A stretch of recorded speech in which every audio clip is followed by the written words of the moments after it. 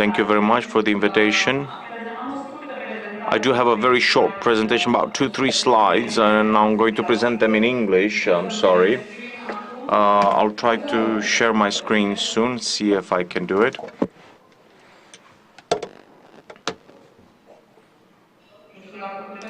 I don't know if you can see my slides.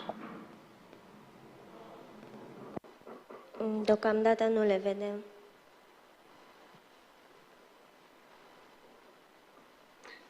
Okay, deci am să încep cu So I'm going to start with what the EBRD do on the first wave of renewables.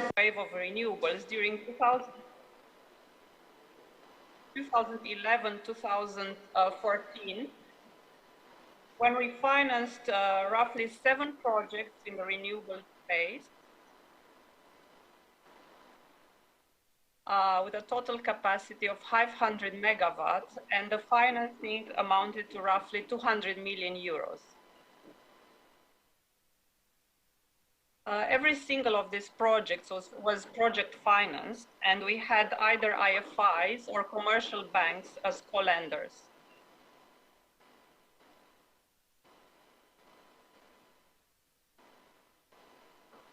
The last project we financed was the EDPR solar project back in 2014.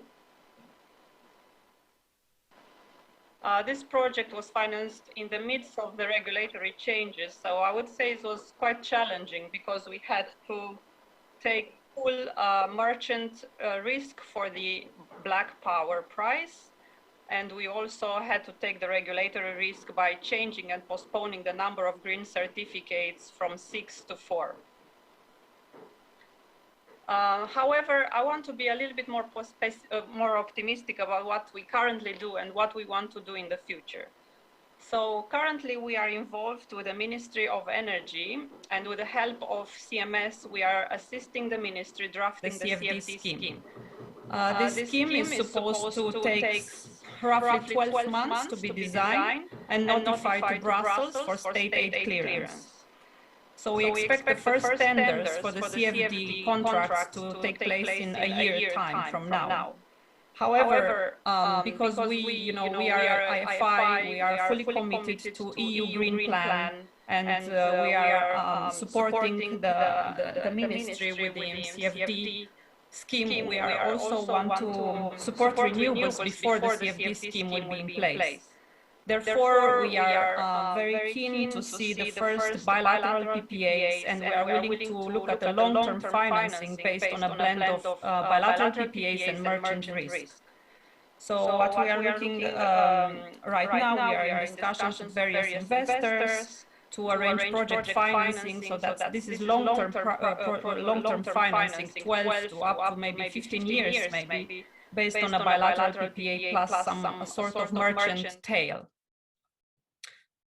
What else we do currently? We have assisted the ministry together with CMS. We updated the energy law with the incorporating the Directive 944 in the new energy law, which was for public consultation until recently. And we also want to assist the ministry with drafting the utilization guide for the modernization fund, the fund which is dedicated to the energy sector, and it's quite, I mean, everybody knows about the importance of such modernization fund, and the investors are waiting for this for quite a while now. There are a few more other technical assistance initiatives which we would like to undertake in the near future, such as the National Strategy for Hydrogen and the offshore wind regulation, but I would leave this for a different presentation. So what do we look at the future? How is the future looking like? We look at renewables. We are very keen to finance through project finance structure, as I mentioned already, through bilateral PPAs and merchant risk. We are looking at networks, both the transmission networks and the distribution networks. We know Transelectrica has a huge investment plan of 1.2 billion for the next 9 years.